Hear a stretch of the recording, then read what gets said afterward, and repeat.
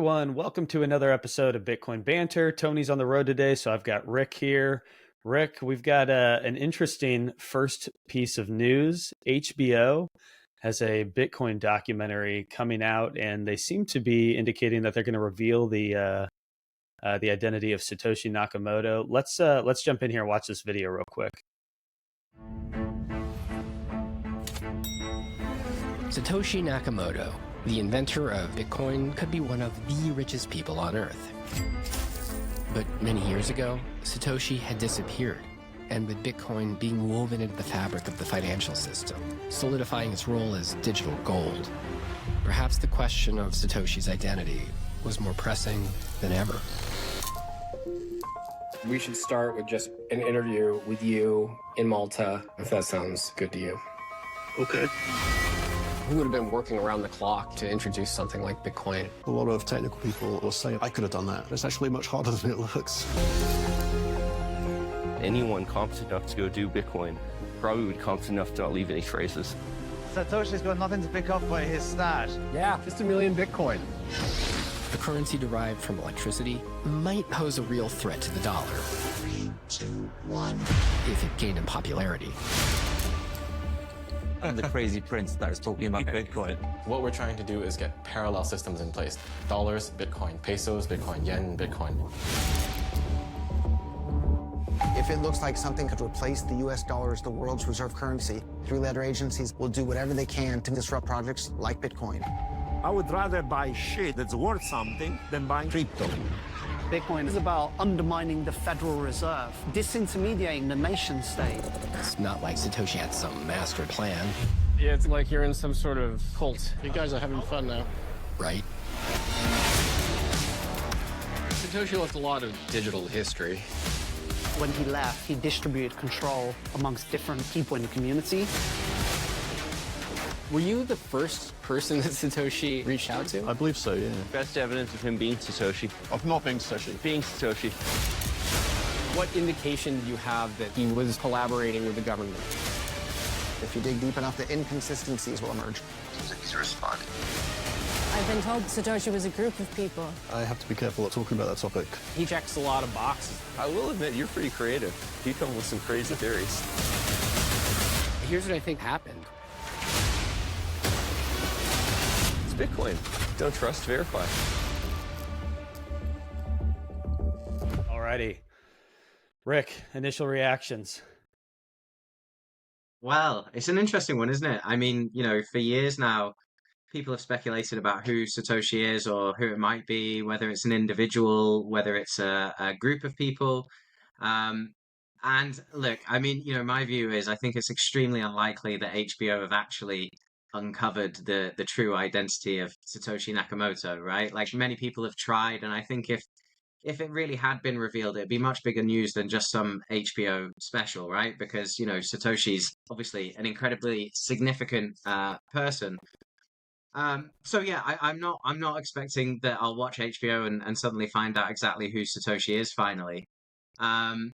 So maybe it's a little bit clickbaity from HBO to suggest that they might have. But, at the same time, I am quite looking forward to the show, right? Because when you watch the trailer, they've got interesting people like Adam back, right? I'll take the time to listen to anything Adam has to say about Bitcoin. So I'm certainly interested to see like his role in this documentary and what he talks about. And then there's other great people like Samson Mao, who, he's a great Bitcoiner as well. So, it's going to be an entertaining and enjoyable show. But I think like if you're going into it expecting to find out who Satoshi is, you might be a little bit sort of disappointed, right? And of course, we all know one thing for absolute certain, and that's that Craig Wright is absolutely not Satoshi. I think maybe out of everybody on the planet, he's the only one who, through a court of law, we've proved is definitely not Satoshi Nakamoto. So that's quite amusing. Who knows who Bitcoin or who invented Bitcoin Satoshi is, right? I mean, in the opening clip of that trailer, they said, with Bitcoin becoming so relevant, knowing the identity of Satoshi is maybe more pressing than ever, is what they said. And I don't think I agree with that kind of viewpoint, right? Like the whole point of Bitcoin is that it kind of really doesn't matter who Satoshi was. all open source. You can verify the code. Regardless of who wrote it, you know exactly how it works. And, even if Satoshi came back on the scene, that doesn't necessarily mean he's in control of it or has any influence over it. I mean, I'm sure he'd have some influence, right? People would listen to what he has to say, and if he recommended changes, they'd be taken quite seriously. But ultimately, nobody has control, and he couldn't force anything. So, yeah, look, I think it's definitely worth a watch. I also think it's really quite a positive thing, right? Because although we might tease it a little bit for saying, okay, you don't really know who Satoshi is. HBO is like a major network, right? And it's high production values. They've got like really good guests talking about it, like Samson and Adam. And I'm excited to see that they're going to tell the whole story of Bitcoin, like right from at the beginning of this whole thing, right the way through. So for people who've not really interacted with Bitcoin at all yet or don't know much about it, hopefully it's going to be a really good like orange pilling opportunity, right? Because they're going to get like, I don't know how long the show is, maybe an hour or something, but in 1 hour they're going to get a pretty good overview, I would think, of what Bitcoin is and more importantly why it was invented. Because I think, currently what you see in the market everywhere is everyone kind of thinking that Bitcoin's just all about speculation and trying to make money, like picking a good stock or something like that. Whereas I would think it would be very hard for HBO to make this documentary without touching on the fact that Satoshi built this as a solution to central banking, right? And the problems it brings with it. So, regardless of what happens, and I'm pretty sure they won't reveal anybody's identity in any serious way, but, it should be some good educational content in there for people who don't know much about Bitcoin yet. Yeah, well, I hope you're right. I got to be honest with you. I think you're probably a little bit more optimistic than me. I'm wondering how much of the classic FUD they're going to sneak into it. And I think there was somewhere in there was someone who, was indicating that Bitcoin's not going to replace the dollar, or they want something of value, whatever, however they define it. And so it makes me wonder if this is kind of like, two sides, like, hey, here's the back and forth between, the traditional financial system and some of the Bitcoiners. I'm completely with you that I don't think Satoshi Nakamoto's identity is going to be revealed. And I honestly, I hope that they come out and say that it's Craig Wright, just to discredit anything else that they've said bad about Bitcoin, because my gut feeling is I'll watch it. I think it'll be enjoyable. I think it'll be interesting. I'm probably less optimistic that it's an orange pill moment for many people, but to the extent that they're at least truthful with like its origins and its decentralized nature, some of those things, I think that could be positive. And yeah, I think enough people are hurting from the traditional financial system that maybe it's a moment for them to pause and say, I need to look into this a little bit, or, what did I learn that was true or not, or whatever. So hopefully there's some net positive to it, but I would just say I'm a bit more pessimistic about what content lies within. Yeah, the guy you mentioned, I think, by the way, like I noticed there was a guy who was quite critical even in the trailer of Bitcoin. And if we're talking about the same guy, his name is Nouriel Roubini, right? And he's kind of been like a nemesis of Bitcoin for quite a long time now, right? We haven't heard from him in a while. He's been a little bit quiet. And I think the reason for that is he's been dunking on Bitcoin for a long, long time. Like he's an economist, right? So you can probably guess where where his opinions fall. And like most economists, right, he has been the most vitriolic kind of person about Bitcoin being a load of rubbish and all this nonsense. I think we don't hear from him so much anymore because like he was out there making so many predictions about the Bitcoin price crashing and it being dead in a couple of years and all manner of crazy stuff that he was coming out with. And Bitcoin, does what it does, right? TikTok, next block, every 10 minutes there's another block. The value keeps rising, and that's pretty hard to argue against a protocol that doesn't care what you have to say and just keeps doing its thing.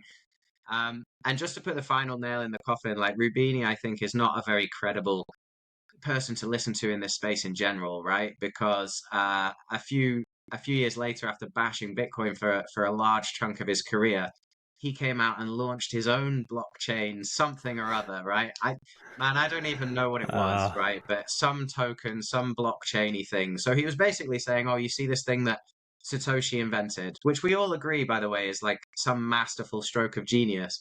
Well, don't worry because Rubini's made his own blockchain, but this one's really good. It's kind of laughable, right? So Yeah, I mean, you could probably find better detractors to have in your HBO special than Rubini. But maybe he's the only one left that's going to determine to die on that hill that Bitcoin's rubbish, and everyone else has flipped to our side of the debate. Who knows?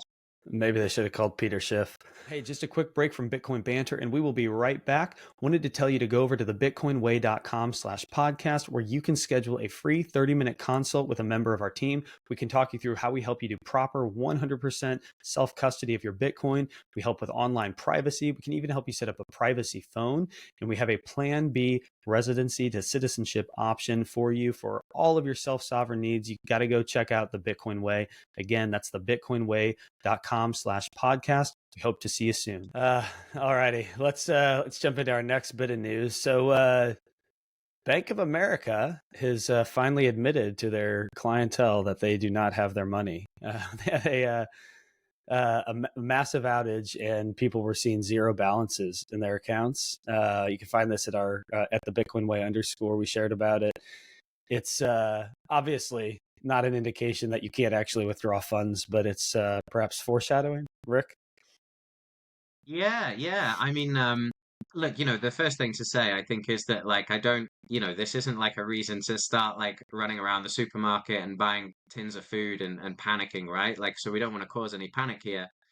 But the point is that, they suffered an outage, which meant people were trying to log into their accounts, and many couldn't log into their accounts at all, which, pretty inconvenient if you had some banking to do that day, or you wanted to send some transactions, you're a little bit out of luck.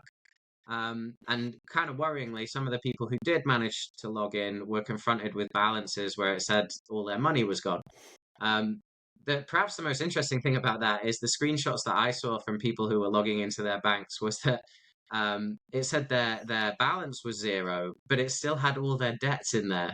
So all the money they owed, well, that was very nicely accounted for. Meanwhile, all the money they're meant to own wasn't there. Now, like you say, right? I think I haven't actually kept up to date with this story, but I would imagine they probably resolved most, if not all, of these issues by now, right? So we're talking about something that's probably already resolved.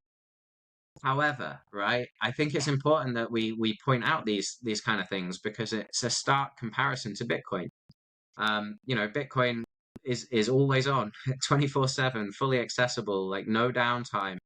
I think the uptime, again, I don't know the exact numbers, but it's like 99.99% or something. I think there was a brief window in Bitcoin's history in the early days where maybe like Satoshi's node went offline or something, when it was like, a minuscule little project might be the reason it's not 100%. But I mean, Bitcoin just works flawlessly. So compared to banking services, which can have problems, these centralized hubs, if they have a problem or they're hacked or whatever happens, all of a sudden you can find yourself locked out of your money, which is a scary prospect.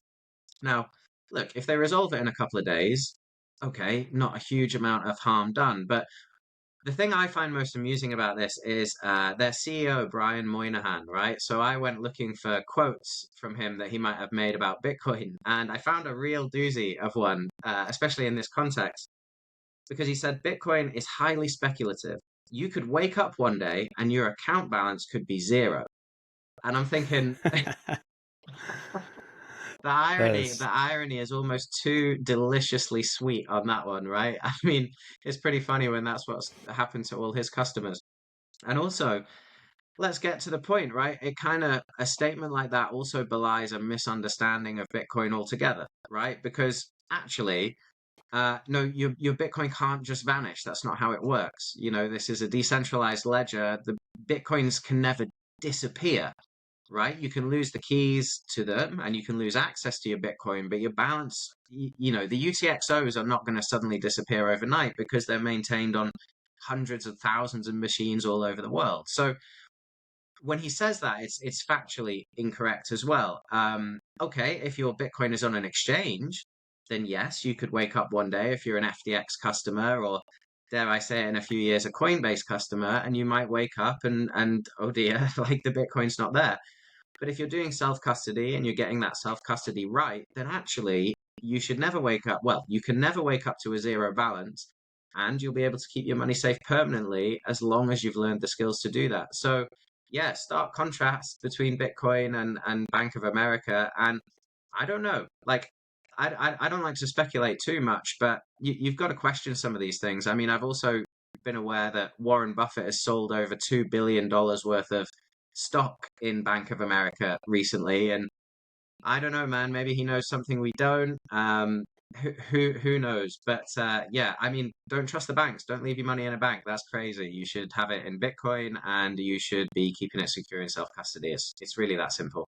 Well said. The sort of analogy I'd draw here is I was writing an article about the importance of proper 100% self custody, and in the last week or two, we saw Coinbase had withdrawal problems. You know, it was like 90 days or something. I don't know. You couldn't access your Bitcoin, and then one of the big collaborative custody providers, just coincidentally, I saw on X they had a downtime for planned maintenance.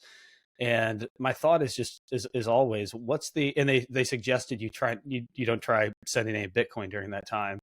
And it's like, what's the point of a 24/7 365 always available, always online network if some third party is a bottleneck to actually accessing that freedom? And you know, the banks are unfortunately no different, and they have these I mean, this isn't the first time this has happened. I remember in the last year or so this happened to another big bank. I can't remember who it was, but 100% self custody of your Bitcoin, that is the solution. Alrighty, last one for you. We've got KPMG writing on the importance of custodians and Bitcoin adoption and ownership. Well, that is a stupid title. I think we can agree on that. We don't need custodians. That's the point. It's trustless. But Rick, we both read through this, and I think you had some takeaways. I mean, in fairness, they do highlight a lot of the attack vectors that custodians must mitigate against. And this is real. I mean, you know, people need to be aware. Outside attackers, you've got inside threats, people who, you know, could access your keys that you share with them. You know, you have to secure account credentials. They could be lending out the funds or rehypothecating. Obviously, there's the regulatory risk and just general operational failures, things like we saw with Bank of America. What was your reaction to reading this? I mean, straight away, I think you can tell the angle they're going to take from the title, right? The importance of custodians in Bitcoin adoption and ownership. And look, you know, I think pretty typically you would say that this is written in such a way, as I read it, that it's kind of trying to encourage you to think that self-custody is maybe too risky, and that collaborative custody or using a custodian or an exchange or an ETF is the right way to go. And what's quite funny is like you know, this is a white paper that they've written, and when you compare it to the white paper that Satoshi wrote, they couldn't be any further apart, right? Because like I don't know off the top of my head, but like the first line in Satoshi's white paper is that this is peer-to-peer electronic cash that requires no financial intermediary to work. Like it's the whole point of Bitcoin, right? And so when you read things like this talking about the importance of custodians, I think if you were able to ask Satoshi directly, I mean, maybe they will in this HBO special, that do you think custodians are important to Bitcoin? I think he'd say, well, actually, no, I wrote this software explicitly to not require them, right? So, you know, it's an interesting juxtaposition between them. The other thing that I took issue with a little bit with this is, you know, here's a sentence. It takes time, sometimes years, for Bitcoin investors to develop enough confidence and conviction to take on the added complexities of managing their own private keys. And okay, there's a little bit of truth in that, right? You do have to get your self-custody right. And for a lot of people, that means you're going to have to learn new skills and new techniques and maybe just like a slightly new way of thinking about your wealth and how to keep it safe. However, right, I think that almost suggests that it is going to take you years to learn these skills. And both you and I know that that's absolutely not true. If you are motivated and intelligent, you know, and you can sit down and focus on something for you know, more than a few hours, then you might surprise yourself. This isn't as difficult as people make out. And the issue I take with this is if you read between the lines, maybe they're suggesting you're a little bit too stupid to look after your own money. But don't worry, right? Because custodians and professional outfits like us are there to save the day. And it's like, come on, we've been making this mistake for decades and look at the situation it's gotten us into. And Satoshi's written this software that doesn't require these people. So it's not really a massive surprise when they sort of suggest that custodians are very, very important, right? And you mentioned this already, but like when we talk about the attack vectors, so they've come up with 6 attack vectors that custodians must mitigate against. So the first one is outside attackers, right? So that's like getting hacked or something like that. And they reference Mt. Gox. Now, what's interesting about that is whether you could take self custody, right? And you would still have a risk from outside attackers trying to hack you and steal your money, right? So we're on an equal footing there. But quite quickly, you move through more of the threats and you realize that these aren't threats if you're in self-custody. So the next one is insider threats. And what they're talking about is if your Bitcoin is with a custodian and they have a rogue employee that's selling data and all that sort of stuff, then that's another threat to your Bitcoin. But if you're in self-custody, there is no insider threat because you are the insider and you're not going to steal from yourself, right? And by the way, there is precedence for these insider threats. Like if you go on the dark web, and I've even heard reports like fairly recently, don't want to make any accusations, but I've heard that some major exchanges do have rogue insiders that are known about. I mean, we don't know their identity, but they are selling customer details on the dark web and selling customer details to those social engineering hackers that ring you and pretend to be support and try and help you out. And they're giving them details like their names, their numbers, their addresses, and even like things like how much balance they have, so that when the scammer calls, it sounds really legitimate because they're telling you how much Bitcoin you have and all this sort of stuff. So, okay, insider threats, only really a problem for custodians. Then they've got securing account credentials. So what we're talking about here is KYC, right? Because any of these custodians could lose your KYC info, your name, your address, and all of this personal information. Well, there's no KYC required if you take custody yourself. So again, that threat doesn't exist. Then the next one, borrowing and rehypothecation. So, people talk a lot about, is there paper Bitcoin in the market at the moment? And is that why the price is suppressed and all this? And look, I don't have any answers to that. But, Mt. Gox back in the day, part of the reason that they didn't fall over immediately after getting hacked is because they played rehypothecation and paper Bitcoin games to keep the ball rolling a little bit longer. So that is always a risk, that the exchange you're using is selling more Bitcoin than they actually have. And, your balance on a web interface is just numbers on a screen. It doesn't prove anything, right? So rehypothecation is a problem, but again, not a problem if you self-custody, right? Then there's regulatory actions. Again, not a problem if you're in self-custody. And then they finish off with operational failure, right? Which, okay, you could maybe make mistakes in your own self-custody setup, like they could make mistakes, but your self-custody setup can actually be relatively simple. And if you practice and you train, then there should be no real reason that you have operational failures. Whereas these guys are trying to run very, very large businesses, very complex, lots of customers, lots of money, lots of value, and they operate giant honeypots. So again, the chances of these problems arising are increased by custody. So what I find interesting about this document is it's really pushing this idea that, custodians are very, very important to Bitcoin, but then listing all of the ways that they increase certain levels of threat to your wealth. But then the document doesn't do a great deal. Like it mentions self-custody at the start, but it doesn't mention it again. And so it doesn't play the trade-offs and say, but in self-custody, yes, you have to learn something, but if you manage that, you mitigate all of these risks, which I think would be a balanced way to do things. And then the other thing that irked me slightly was at the end of the document, they've written, despite the challenges associated with directly managing private keys, custodians play a critical role in the Bitcoin ecosystem.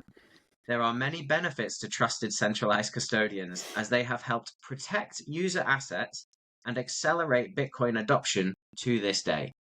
And I'm like, no, come on. That's bollocks, right? And I'll tell you why. Because first of all, they have helped protect user assets. Well, all right. Mt. Gox lost a load of people's money.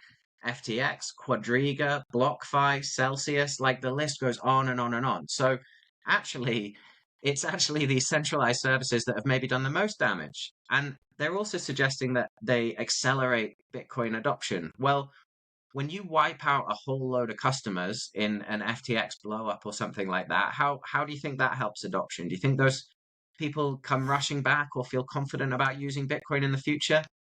Perhaps not. So look, what's going on here, I think, is just it's classic of the big four consultancy companies, right?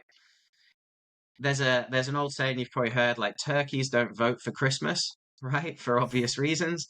And I don't see why a company like KPMG would ever vote for self-custody and you looking after your own wealth. Because if you do, it makes them pretty irrelevant, right? What is the relevance of a giant accountancy firm like this when everybody uses a decentralized open ledger and Bitcoin is essentially kind of like accountancy software anyway?